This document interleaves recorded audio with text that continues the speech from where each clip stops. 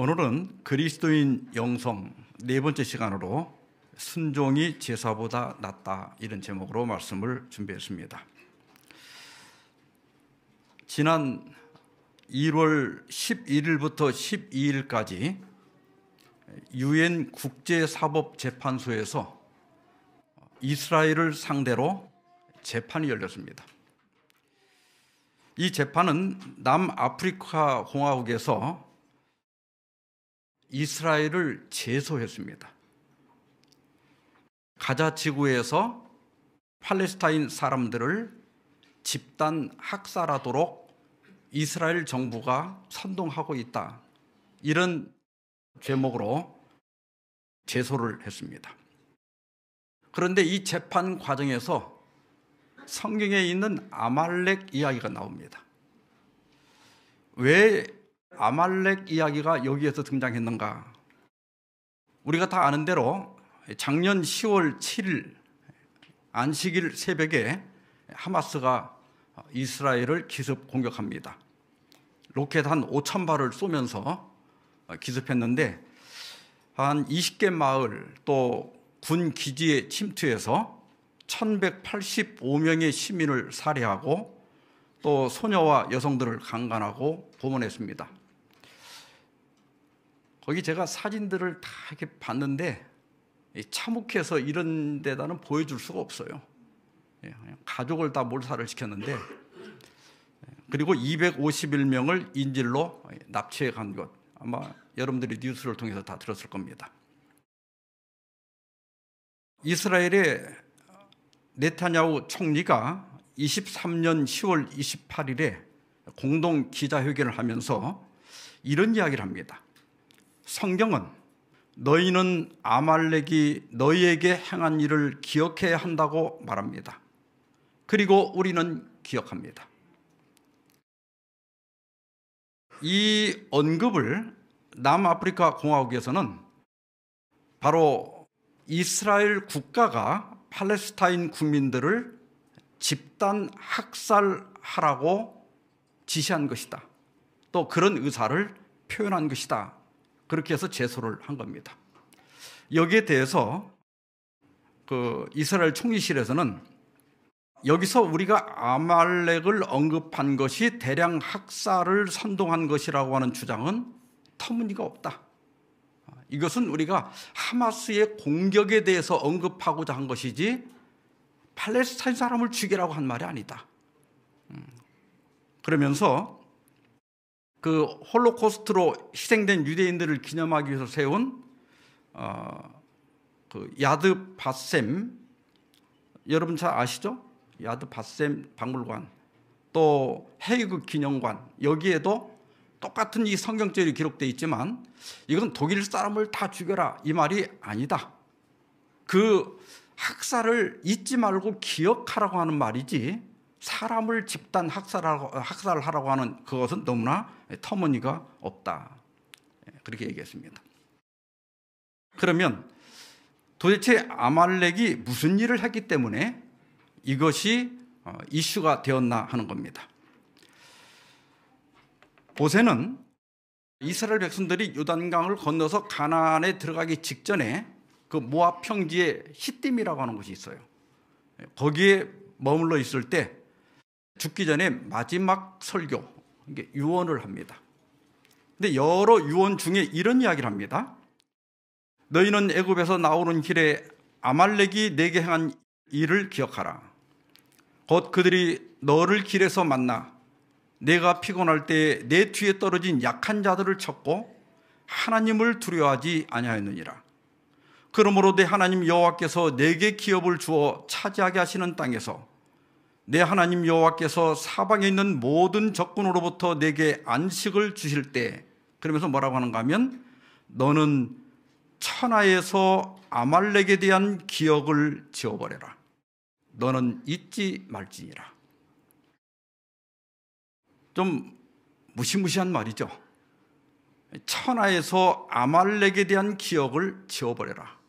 이건 뭐냐면 아말렉을 지상의 흔적도 남기지 말고 없애버리라는 거예요.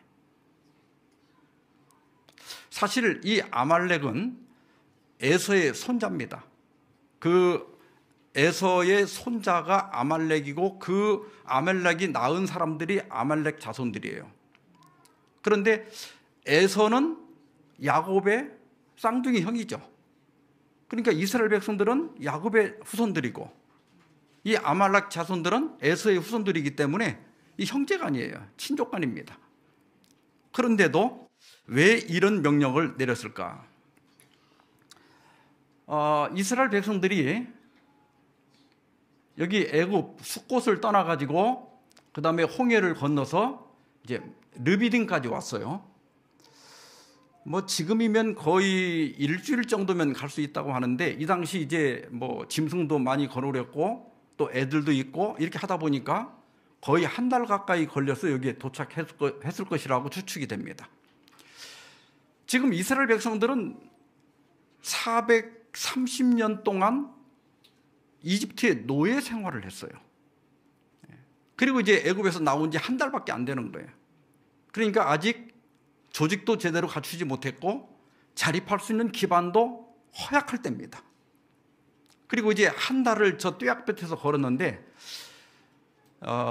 저희 목사들이 전에는 광야에서 이스라엘 백성들이 불평하고 때로는 배도하고 한 것들을 많이 비판하는 설교를 했는데 실제로 저희가 이집트에서 시내산까지 버스 타고 갔는데 거기는 에어컨이 빵빵 나와요. 근데 가다가 잠깐 휴게소에 들려거나 하기 위해서 이렇게 내릴 때마다 우리 목사들이 서로 그래요. 우리가 설교를 잘못했다. 우리라도 지금 나라도 여기를 걸어서 가라고 하면 그 정도 불평이 나오고 원망을 했겠다. 그런 생각이 저절로 들어요. 그러니까 이스라엘 백성들이 굉장히 연약하고 피곤하고 지쳐 있을 때 이 아말렉이 공격을 한 겁니다. 그런데 이 아말렉 사람들은 주로 이 이집트와 가나안 사이에 요 지역에 네게브라고 하는 사막이 있어요. 거기에 거주하면서 이 시내 반도를 왔다 갔다 하면서 약탈을 일삼던 이게 질이 아주 안 좋은 족속이었어요. 이게 이스라엘 백성들이 출애굽한 지 얼마 안 되는데 이런 공격을 받고 더구나 그것도 이게 좀 연약해서 뒤떨어진 사람들을 공격을 했기 때문에 굉장히 낙담하고 두려워할 수밖에 없었습니다. 그래서 모세는 여호수아를 지도자로 선택한 다음에 각 지파에서 군인들을 모집해가지고 그 다음날 아말렉과 전쟁을 하게 합니다. 그런데 아말렉은 원래부터 약탈을 일삼던 사람들이에요. 싸움을 잘하는 사람들이에요. 근데 노예로 일만 하다가 온 이스라엘 백성들이 그냥 전쟁에서는 이길 수 없거든요. 그러니까 모세는 훌과 아론을 데리고 이렇게 산으로 올라가서 거기서 하나님께 중보 기도를 합니다.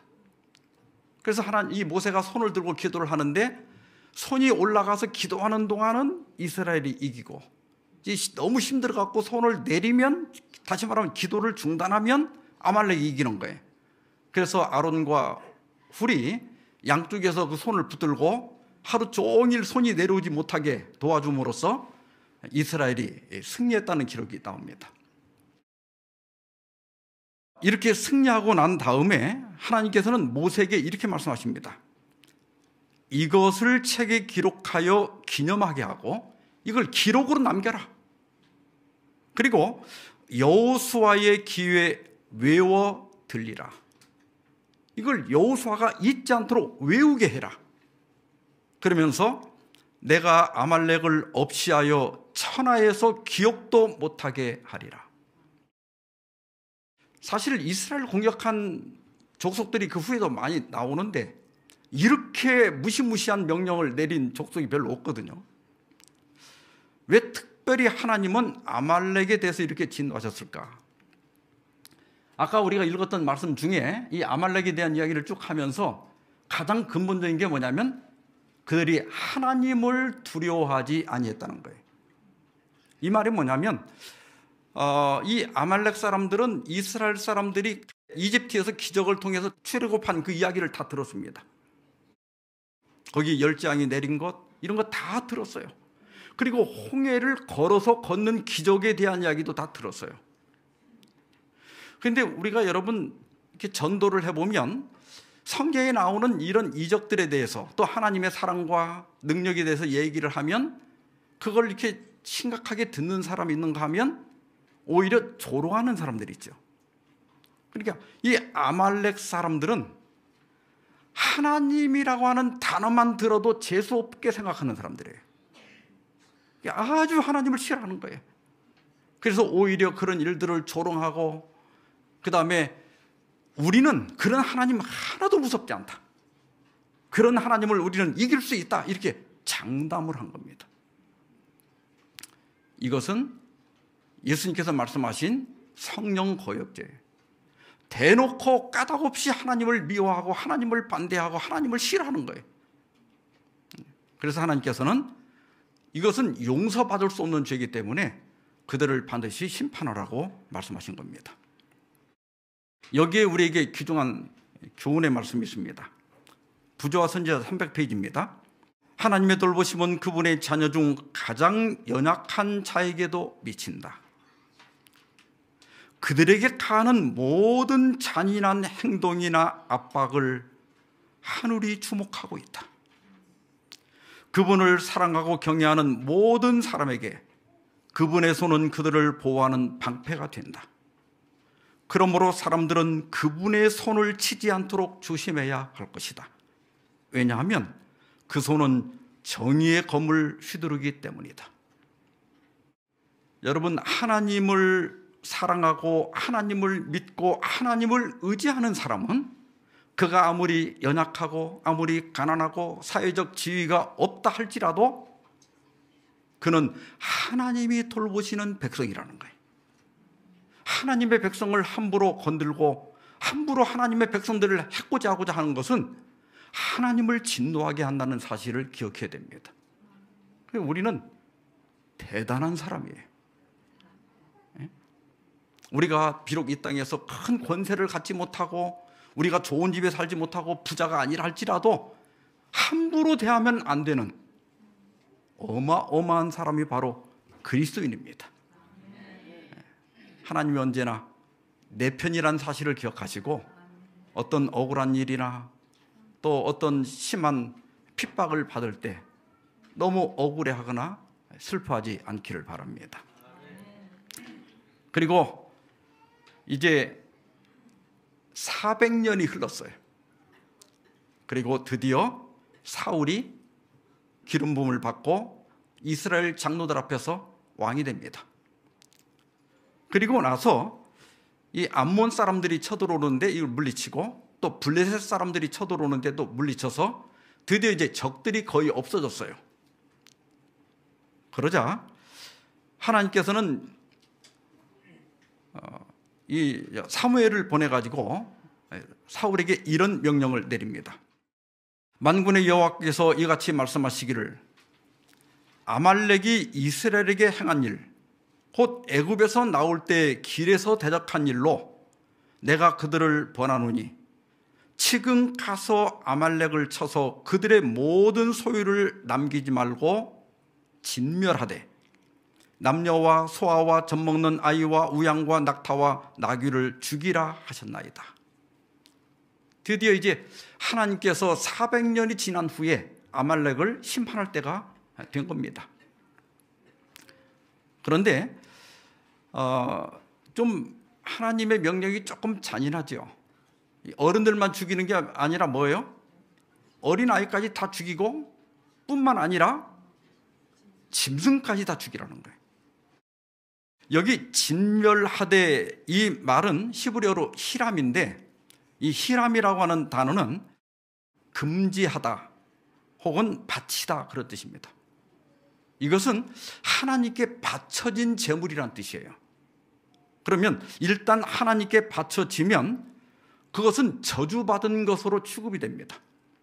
그래서 금이나 은은 취할 수 있지만 숨쉬는 생물체는 어떤 것도 인간이 취하면 안 돼요. 근데 이 하나님의 잔인한 명령은 하나님의 심판 행위입니다. 여러분, 우리가 이 땅에서도 도적질을 하거나 사기를 치거나 뭐 강도짓을 하거나 사람을 죽이면 합당한 처벌을 받죠. 그러니까 이 아말렉 사람들은 이미 하나님께서 어린아이까지 다 전멸시킬 만큼 용서받을 수 없는 상태에 이른 거예요. 이것은 이스라엘이 잔인한 게 아니라 하나님의 심판을 그들이 대행하는 겁니다. 악을 썰어버리는 거예요. 근데 이게 좀 잔인하지만 만약에 이때 사울이 하나님의 명령을 그대로 100% 순종했다면 이스라엘 백성들이 훨씬 덜 시달리고 평화롭게 살 수 있었을 거예요. 그런데 이 전쟁에서 사울이 큰 승리를 거두죠. 그런데 아말렉 왕이 아각도 사로잡았어요. 그런데 여기 뭐라고 했는가 하면 사울과 백성이 아각과 그의 양과 소의 가장 좋은 것 또는 기름진 것과 어린 양과 모든 좋은 것을 남기고 진멸하기를 즐겨 아니하고 가치 없고 하찮은 것은 진멸하니라 그랬어요. 그러니까 하나님께 순종을 하긴 했는데 완전한 순종이 아니라 부분적인 순종을 한 거예요. 특히 아각 왕을 죽이지 않고 짐승 좋은 것을 남긴 건 뭐냐면 사울이나 그 전쟁에 참여한 군인들이 개선 입성을 해가지고 좀 자랑하고 싶어서, 우리가 이렇게 큰 승리를 한 것을 자랑하고 싶어서 남긴 겁니다. 드디어 사무엘이 길갈에 가서 사울을 만나니까 사울이 아주 자랑스럽게, 선지자님, 제가 하나님께서 하라는 대로 다 했다고. 그러니까 사무엘이 뭐라고 그래요? 그런데 지금 내 귀에 들려오는 이 양의 소리와 소의 소리는 어떻게 된 겁니까? 이게 물었어요. 그때 사울이 뭐라고 하는가 하면 당신의 하나님 여호와께 제사하려 하여 양들과 소들 중에서 가장 좋은 것을 남김이요 그 외의 것은 우리가 다 진멸했다고. 그때 사무엘이 유명한 말을 합니다. 여호와께서 번제와 다른 제사를 그의 목소리를 청종하는 것을 좋아하신 같이 좋아하시겠나이까. 순종이 제사보다 낫고 듣는 것이 순양의 기름보다 나으니. 여기서 사무엘은 성령의 감동을 받아서 수많은 세월 동안 메아리치고 또 메아리칠 아주 심오한 진리를 말했습니다. 순종이 뭐보다 낫다고요? 제사보다 낫다고요. 이 말은 외적으로 완전한 예배보다는 내적인 완전한 순종이 더 중요하다는 겁니다. 다시 말하면 예수님이 많이 지적한 위선, 그냥 남들에게 보여주려고 하는 순종은 의미가 없다는 거예요. 그런 예배는 아무 의미가 없다는 거예요. 마지못해서 하는 거, 그건 아무리 많은 우리가 천천만만의 양을 드리고 기름을 드린다 할지라도 하나님께서 받지 않는다는 거예요.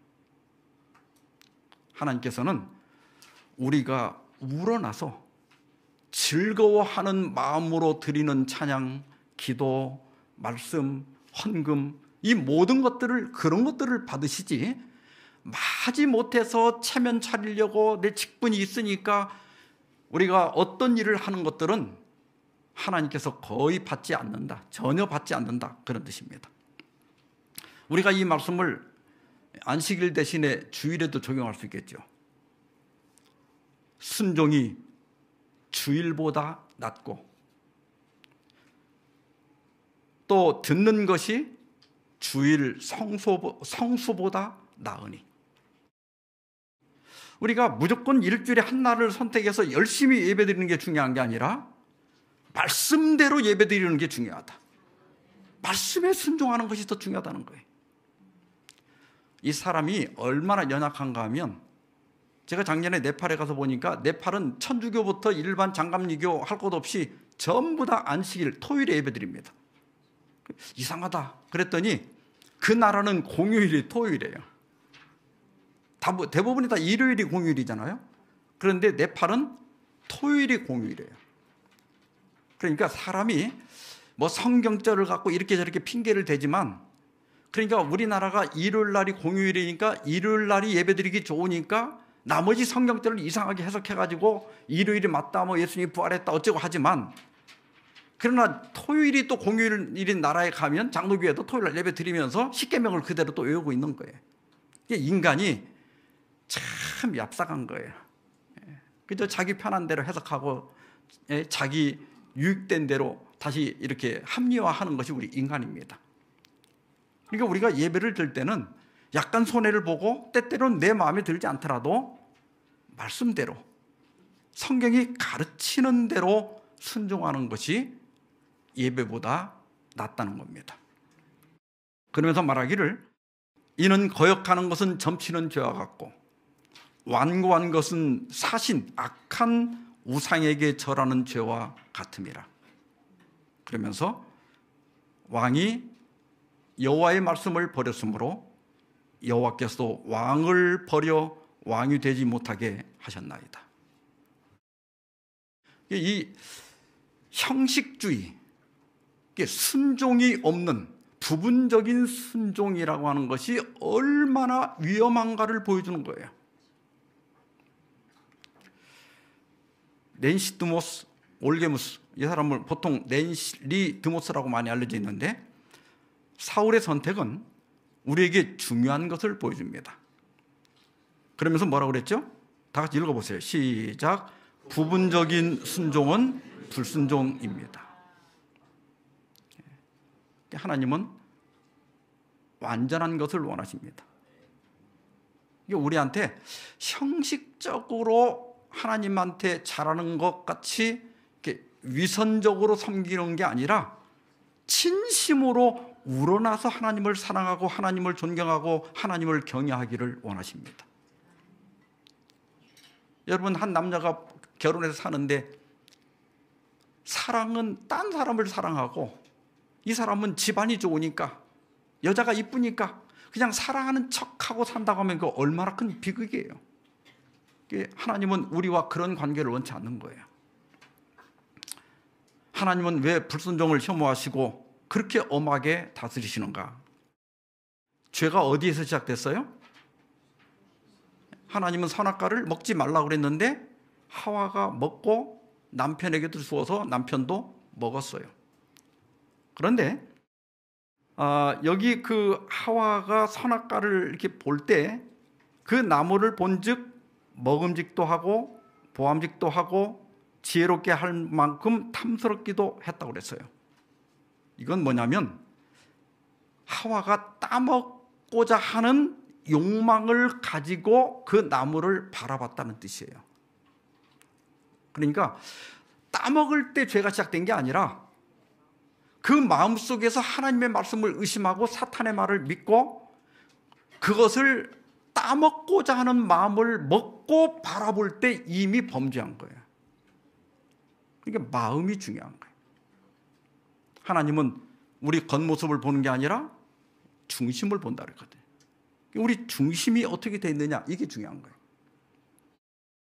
이 결과가 얼마나 무서운, 선악과를 따먹은 그 작은 행동 하나가 얼마나 무서운 결과를 가져왔습니까? 한 사람이 순종하지 아니함으로 많은 사람이 죄인이 되었습니다. 부조와 선지자 634페이지입니다. 우리 앞에 사울의 죄와 그 결과가 나타나 있음에도 불구하고 얼마나 많은 사람들이 그와 동일한 길을 따라가고 있는가? 그들은 여호와의 요구하시는 것들을 믿지 않고 순종하기를 거절하면서도 형식적인 예배를 하나님께 드리는 일에 힘을 기울인다. 그와 같은 예배에는 하나님의 성령의 아무런 응답이 없다. 마음에 없는 예배, 즐겨 내가 자원해서 드리지 않는 모든 예배는 헛된 예배다. 그건 그냥 나가서 저 돌이나 나무에게 절하는 거와 똑같다는 거예요. 그래서 우리가 하나님을 믿으려면 진심으로 믿어라. 마음을 다해서 믿어라. 그런 뜻입니다. 오늘 그리스도인 영성 네 번째 시간은 복종에 대한 이야기입니다. 영성이라고 하는 것은 기독교의 본질을 이야기하는 거예요.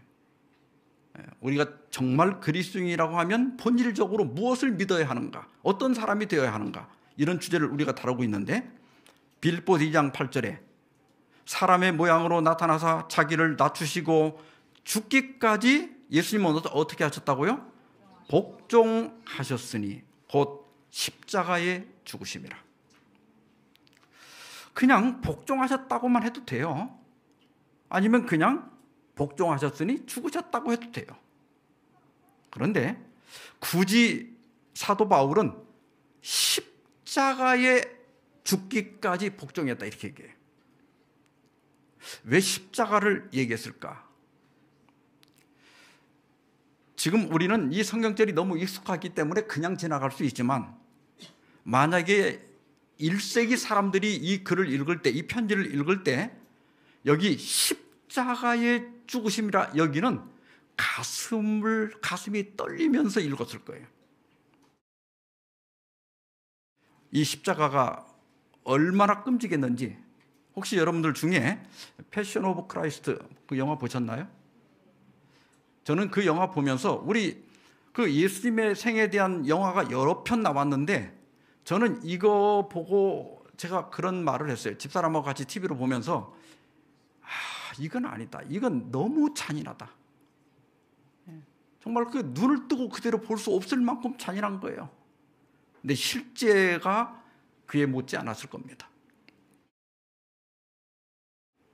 미국 성공회에서 최초로 여성 사제가 된 플레밍 러틀리지는 십자가, 예수 그리스도의 죽음에 대한 이해라고 하는 책에서 십자가형은 가능한 많은 사람들이 볼 수 있도록 의도된 것이었다. 공개적인 고통을 통해 인간에게 철저한 굴욕을 주는 것이 이 처형 방법의 주요 특징이었으며, 고통을 최대한 연장시키는 것도 포함되었다. 이는 일종의 광고나 공고의 형태로 이 사람은 인간으로서 살 자격이 없는 지구상의 쓰레기이며 인간보다는 오히려 벌레에 더 가깝다는 메시지를 전달하는 것이었다. 십자가에 못 박힌 사람은 마치 박제 표본처럼 걸려 있었다. 여러분, 사람이 육체적으로 아픈 것보다 모욕을 당하는 게 더 힘든 거예요. 그 인터넷 댓글 보고 자살하는 사람들이 그 누가 와서 때렸습니까? 돈을 뺏어갔습니까? 그런데 자기가 보지도 알지도 못하는 사람에게 어떤 모독을 받은 것 때문에 견딜 수가 없어갖고 자살까지 하는 거예요. 예수님이 당하신 십자가의 고통이라고 하는 것은 그런 정신적 고통이 더 컸습니다. 그래서 심장이 파열해서 죽은 거예요. 예수님은 어디까지 순종했어요? 그러한 십자가에 죽기까지 복종하셨다. 그걸 우리가 배워야 됩니다. 이미 그 예수님이 12살부터 30살까지 그 생에 대한 기록이 굉장히 짧게 있죠. 그 중에 하나가 순종하여 받으시더라. 예수님은 어려서부터 부모님에게 순종하는 사람이었습니다. 그리고 요한복음 6장 38절, 내가 하늘에서 내려온 것은 내 뜻대로 하려 함이 아니요 나를 보내신 이의 뜻대로 하려 함이라. 이것이 예수님의 복종이었어요. 아버지의 뜻대로 하는 것 뿐만 아니라 나를 보내신 이가 나와 함께 하시도다. 나는 항상 그가 기뻐하시는 일을 행함으로 나를 혼자 두니 아니하셨느니라. 예수님은 하나님을 기쁘시게 하는 것이 그분의 생의 목표였습니다. 자기를 만족시키기 위해서가 아니라 하나님을 기쁘시게 하기 위해서 하나님이 원하시는 것을 한 거예요. 이게 예수님의 복종이고 우리가 배워야 할 복종입니다. 그래서 여러분, 교회는 복종을 배우는 학교입니다. 다 같이 한번 읽어볼까요? 시작. 교회는 복종을 배우는 학교이다. 그래서 우리가 교회를 다니면서 가장 배워야 할 공간은 복종입니다. 키에르케고르라고 우리가 많이 알려져 있죠. 원래 이름은 쉐렌이고 성은 키르케고르입니다. 이 사람은 덴마크 루터 교회가 신앙의 본질을 잃어버리고 무의미한 형식주의에 빠진 것을 비판하면서 복종하는 것이 힘들기 때문에 믿기 어려운 것이다. 교회가 복종이 없다면 형적인 모든 예배는 의미가 없다는 거예요. 또 본 회포도 수백 번의 설교보다 한 번의 순종이 낫다 그랬습니다. 그래서 우리는 순종을 배워야 돼. 로마서 13장 1절 2절입니다. 각 사람은 위에 있는 권세들에게 굴복하라. 권세는 하나님께로 나지 않음이 없나니 모든 권세는 다 하나님의 정하신 바라. 그러므로 권세를 거스리는 자는 하나님의 명을 거스림이니 거스르는 자들은 심판을 자취하리라. 우리가 복종해야 될 권세들을 좀 몇 가지 생각해 보면, 첫째는 하나님입니다. 이거 우리가 다루고 계시죠? 그래서 하나님 말씀에 복종해야 돼요. 두 번째는 정부와 법률입니다. 그래서 우리 재림교회는 어떤 경우에도 정치에 가담하지 않습니다. 물론 여러분이 개인적으로 어느 당을 지지하거나 좋아할 수는 있어도 교회에서 그러한 것들을 표현하는 것을 금하고 있어요. 그래서 우리 재림교회 목사들은 설교 단상에서 정치적인 표현을 못하게 되어 있습니다. 왜냐하면 정부도 하나님이 세우신다고 우리는 믿습니다. 그렇다고 정부가 항상 옳다는 건 아니에요. 정부가 잘못한다 할지라도 그것을 세우고 허무는 것은 하나님이 하실 일이지 우리가 할 일은 아니다. 우리는 하나님의 정부를 세우는 것이고 하나님의 나라를 선포하는 일이 우리 주된 일이지 어떤 정당을 지지하는 것이 우리의 그리스도인들이 할 일은 아니라는 겁니다. 그래서 웬만하면 우리가 정부나 또 국가가 세운 법률에 복종해라. 잘 법률을 지켜라. 하다못해 쓰레기 버리는 것도 함부로 하지 마라. 교통법규도 잘 따르라. 그게 우리 재림교회 신앙입니다. 물론 정부의 명령이 하나님의 명령과 어긋날 때는 우리가 핍박을 당하더라도 하나님의 계명을 따르는 것이 우리가 해야 될 일입니다.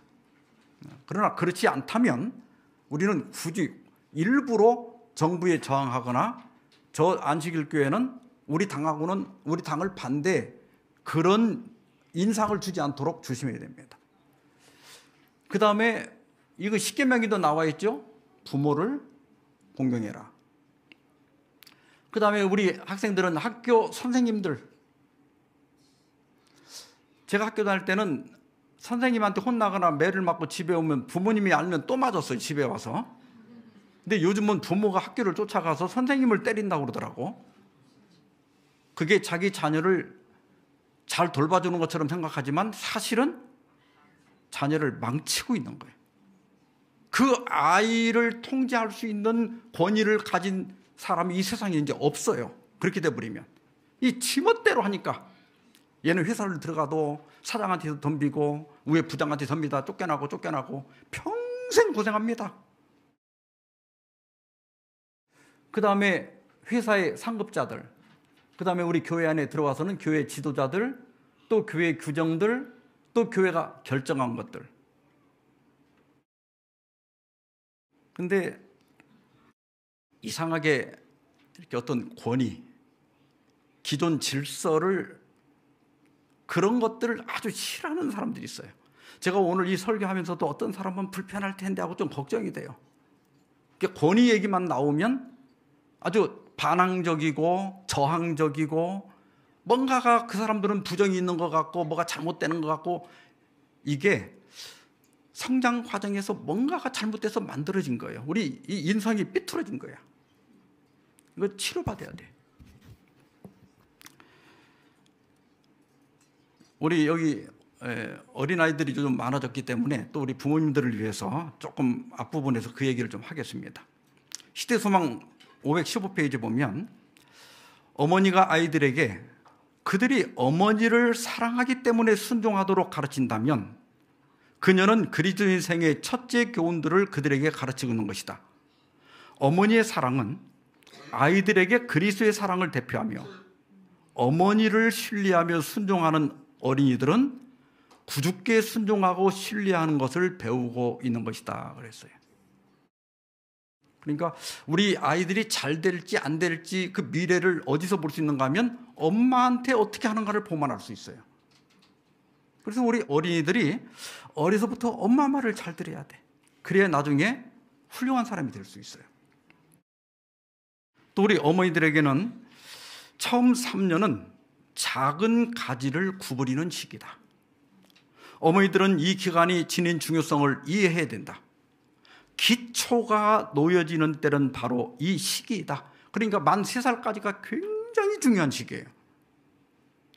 사실 흔히 있는 바와 같이 이 초기의 교훈의 결함이 있었다면 그리스도를 위하여, 그대의 자녀들의 미래와 영원한 유익을 위하여 그대가 저지른 잘못을 고치도록 힘쓰라. 3살이 넘었더라도 늦지 않았다. 지금이라도 이 아이들을 바로잡아야 된다는 겁니다. 만일 그대가 자녀들에게 자제와 순종을 가르치기를 그들이 3살이 되기까지 유배해 왔다면 이제 그것을 가르치기는 훨씬 더 어려울 것이다. 그럴지라도 그것을 지금 가르치도록 힘쓰라. 저희 아이들이 이렇게 여름이나 이렇게 겨울에 이렇게 교사기 때문에 이렇게 그 방학 때가 되면 해외로 여행을 가요.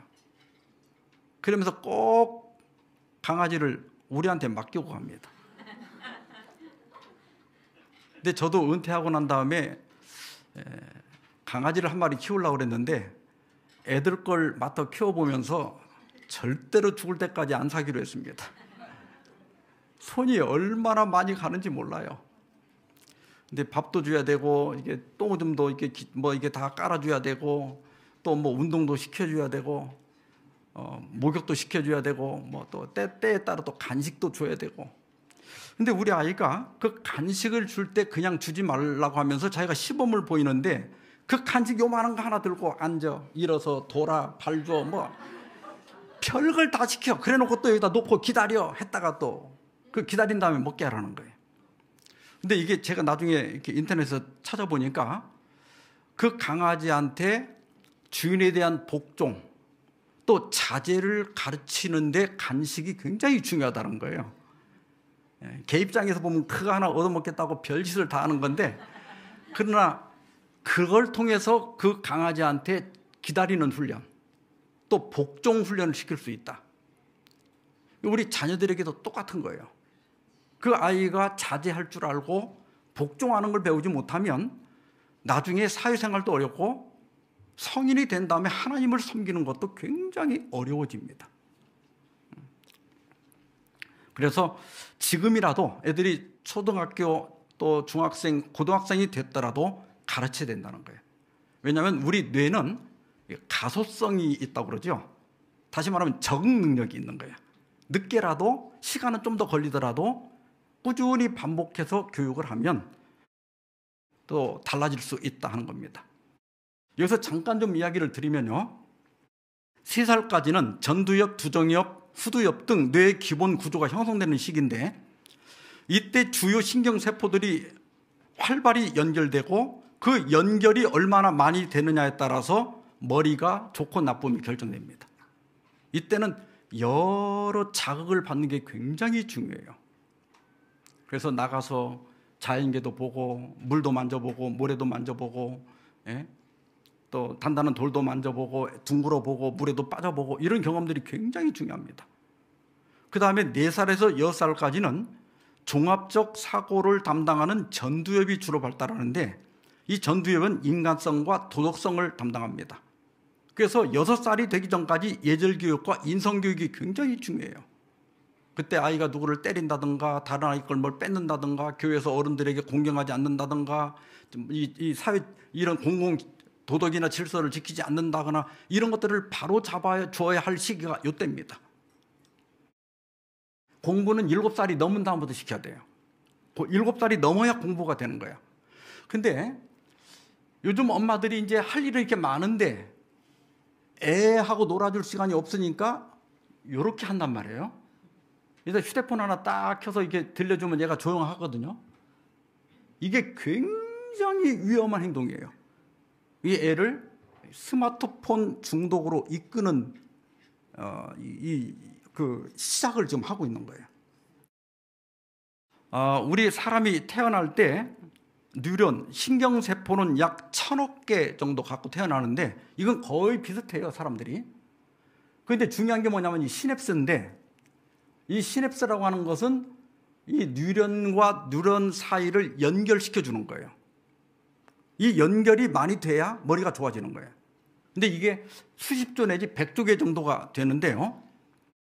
여러분들이 이 도표를 잘 보시면 태어나서 한 4살까지는 시냅스가 지금 2살까지는 시냅스가 굉장히 많아지고 있죠. 이때 많은 자극을 줘야 돼요. 머리에. 그럼 시냅스가 엄청나게 늘어나게 되는데 4살에서 6살을 보면 오히려 시냅스가 줄어들고 있죠. 왜 그런가 하면 너무 연결이 많이 돼 있으면 안 쓰는 것들이 생기죠. 그럼 이것들이 나중에 혼선을 일으키기 때문에 안 쓰는 것들은 가지치기를 해서 없앤다는 거예요. 근데 이 중요한 시기에 아이들이 나가서 직접 강아지도 보고 고양이도 보고 동물원에 가서 사자도 보고 울음소리도 들어보고 냇가에 가서 물도 만져보고 돌도 만져보고 나뭇잎 또 자연의 색깔, 푸른 하늘, 새소리 이런 걸 들어야 되는데 휴대폰 쳐다보고 게임하고 있거나 비디오를 너무 많이 보게 되면 뇌가 얘는 공부할 애가 아니구나. 그래가지고 빠르고 강한 자극에만 반응하도록 가지치기를 해요. 공부하는 거 또 신앙 이런 것들은 가지치기를 다 해버리고 우리 뇌를 완전 레저타운, 놀이동산으로 재구성을 하는 거예요. 리모델링을 해버리는 거예요. 그래서 우리 어린이들은 지금 어렸을 때 여러분들이 무엇을 많이 접하느냐가 굉장히 중요해요. 여러분이 교회 안에다가 모래를 깔고 여기다 미끄럼틀을 갖다 놓고 하면 여기서 예배 드릴 수 있어요? 이게 안 되죠. 공부도 안 되죠. 그러니까 우리 뇌에 이 시냅스가 형성될 때 기도하고 말씀을 듣고 또 인내하고 이게 좋은 생각들을 많이 해야 되고 또 자연계를 많이 접해야 좋은 품성이 만들어지는 거예요. 근데 이때 게임을 많이 한다거나 또 비디오를 오래 시청하거나 하면 이게 완전 놀이동산으로 변해버려요. 그럼 나중에 애들이 자란 다음에 공부가 안 돼요. 그래서 영아기는 1살에서 6살 혹은 7살까지에 이른다. 이 기간에 이르기까지 어린이들은 마치 양새끼들처럼 집안과 정원에서 뛰놀도록 해야 된다. 그러면서 이 기간 동안에 특별히 부모들은 절대 책을 갖고 교육하지 마라. 아이들은 자연계로 데려가야 된다. 그래서 아이들이 이렇게 질문하고 부모들이 거기에 수십 번, 수백 번 답변하고 눈을 맞추고 그 아이들과 대화를 나누고 이렇게 해야 그 아이들의 품성이 좋아진다는 거예요. 그래서 이렇게 함으로써 부모들은 영혼의 원수보다 유리한 지점에 설 수 있으며 어린 마음에 좋은 씨를 뿌려주며 나쁜 씨가 뿌리를 내릴 기회를 주지 않으므로 저희 자녀들의 정신을 강하게 할 수 있다. 이건 그 허핑턴 포스트에 난 기사인데요. 12살이 될 때까지 절대로 전자기기를 주지 마라. 물론 이제 뭐 전화 통화 정도 하고 이런 건 괜찮은데 이걸 갖고 게임을 하거나 이걸 갖고 비디오를 몇 시간씩 보게 하지 말라는 거예요. 왜냐하면 두뇌 발달도 안 되고요.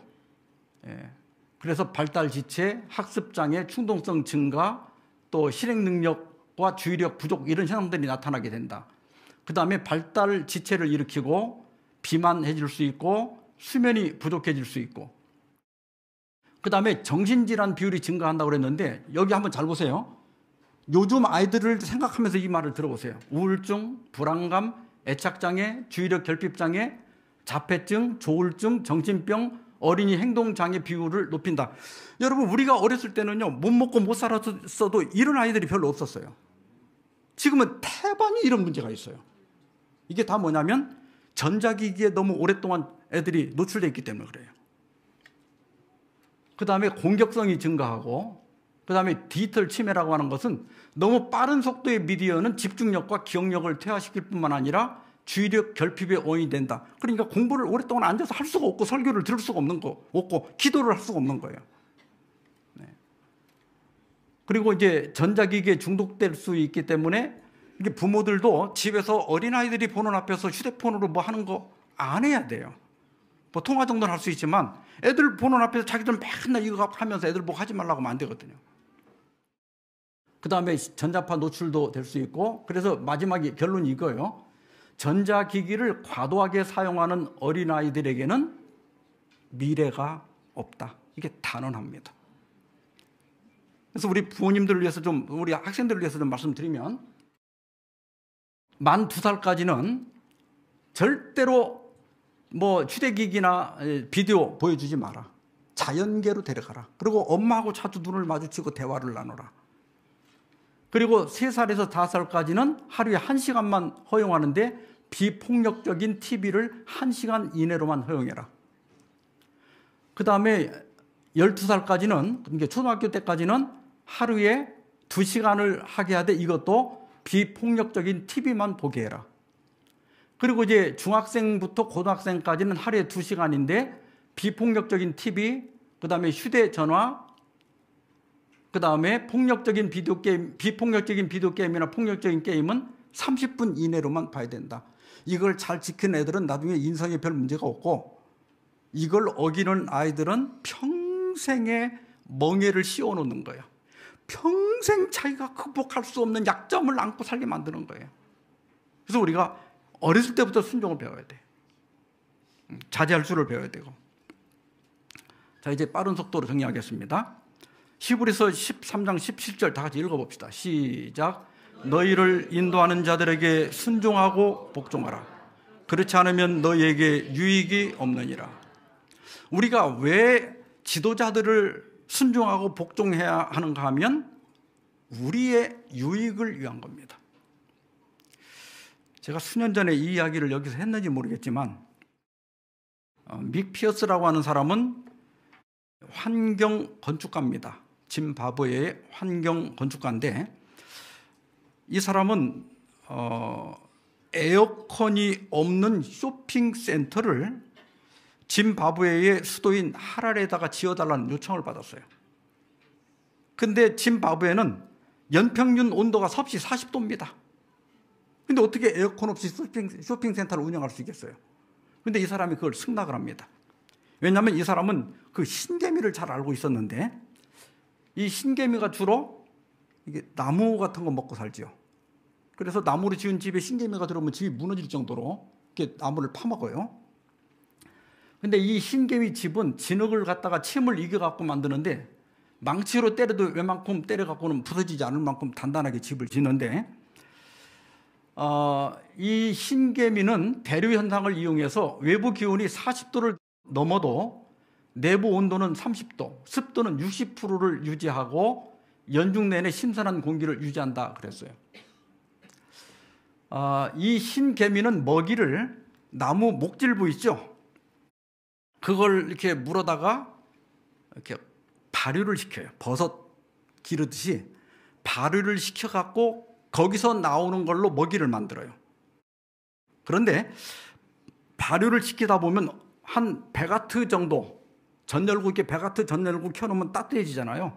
그러니까 그 100와트 정도의 열이 나는데, 이런 환기 시스템을 통해 갖고 뜨거운 공기가 위로 올라가면서 빠져나가게 만들어요. 그리고 옆에다가 가늘게 이렇게 구멍을 뚫어가지고 이리로 차가운 공기가 땅을 통과하면서 식은 공기가 들어오게 만들어서 자연 대류 현상을 이용해 갖고 낮에는 이게 30도 이하를 유지해요. 왜냐하면 이 발효 과정이 30도가 넘어가면 안 되거든요. 이 버섯을 기르는데. 그래서 30도 이하로만 유지를 합니다. 이 원리를 따라서 그 이스트게이트 쇼핑센터를 지었는데, 40도가 넘는 대낮에도 에어컨 없이 실내 온도가 24도를 유지한다고 그래요.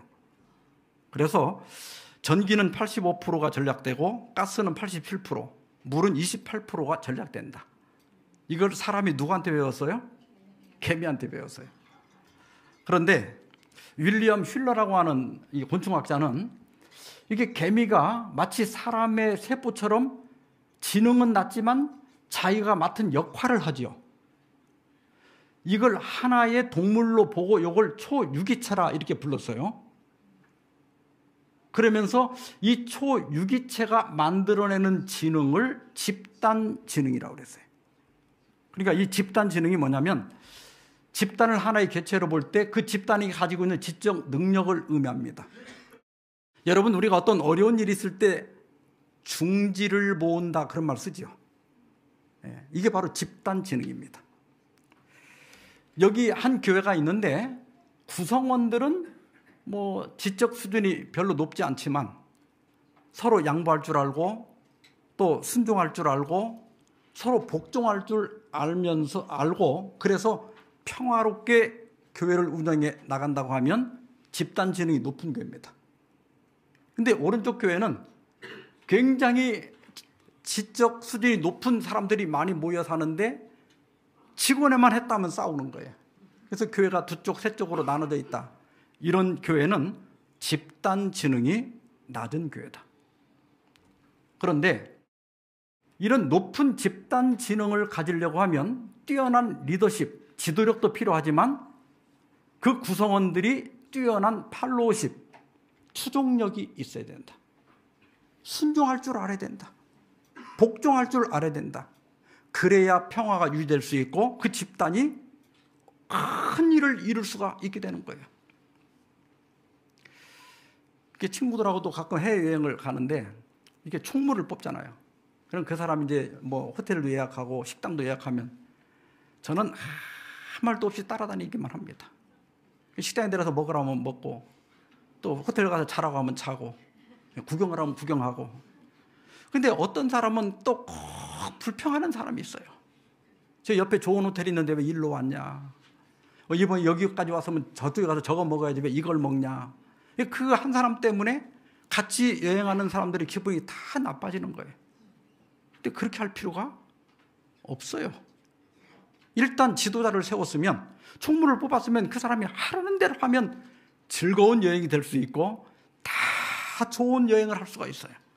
그래서 우리가 교회 생활을 하면서 배워야 될 공과 우리 영성 훈련의 가장 중요한 공과 중에 하나는 순종을 배우는 거예요. 우찌무라 간조는 그리스도로 말미암아 하나님은 사람이 되셨다. 우리는 이제 사람을 섬김으로 하나님을 섬기는 것이다 그랬습니다. 또 오스왈드 챔버스는 순종은 강제가 아니라 필수다 그랬어요. 이게 무슨 말이에요? 우리 신앙에 있어서 순종은 의무가 아니라 필수다. 순종이 없다면, 우리가 순종을 배우지 못했다면 그 신앙은 헛거다. 순종이 없는 신앙은 안 하는 것과 똑같다. 그건 우상 숭배하는 것과 똑같다. 점치는 것과 똑같다. 그런 말입니다. 그래서 우리가 신앙하면서 가장 배워야 할 공과는 순종하는 것, 복종하는 겁니다. 시 하나 읽어드리고 마치겠습니다. 한용운 씨가 쓴 복종이라는 시인데요. 두 연으로 되어 있고 행은 5행입니다. 1년과 2연이 있는데 1년에서 남들은 자유를 사랑하지만은 나는 복종을 좋아하여요. 자유를 모르는 것은 아니지만 당신에게는 복종만 하고 싶어요. 복종하고 싶은데 복종하는 것은 아름다운 자유보다 달콤합니다. 그것이 나의 행복입니다. 조금 우리 상식을 어긋나는 거죠. 남들은 자유를 사랑하지만 나는 복종을 좋아한다. 이 사람들이 궁금증을 자아내게 하죠. 그런데 여기 이 복종이 뭐냐에 대해서 이제 이게 일제 때 지었으니까 어떤 사람은 자유는 일제를 가리키는 것이고 복종은 이 조선을 가리키는 것이다 이렇게 얘기하지만 사실은 한용운 씨가 이 절대자를 얘기하는 거예요. 다른 시에서도 많이 나타나잖아요. 그게 나는 하나님께 복종하는 게 좋다. 그리고 내가 이렇게 하나님께 내가 우러나서 복종하는 것이야말로 정말 달콤하고 나를 행복하게 한다. 왜냐하면 나보다 그분이 지혜로우니까. 그러면서 이제 그가 하나님께 이렇게 복종하는 이유를 이언에서 설명합니다. 그러나 당신이 나더러 다른 사람을 복종하라면 그것만은 복종할 수가 없습니다. 다른 사람을 복종하려면 당신에게 복종할 수 없는 까닭입니다. 이건 예수님께서 이 세상도 사랑하고 하나님도 사랑할 수 없다 그랬죠? 돈도 사랑하고 하나님도 사랑할 수 없다, 두 주인을 섬길 수 없다, 그 말을 가져온 것 같아요.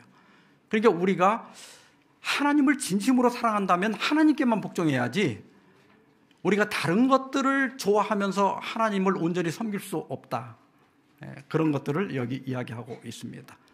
모쪼록 우리가 신앙생활을 하면서 우리 권세자들에게 또 하나님께 복종을 배움으로써 하늘에까지 무사히 들어가시는 저 여러분 되기를 바라면서 말씀 마치겠습니다.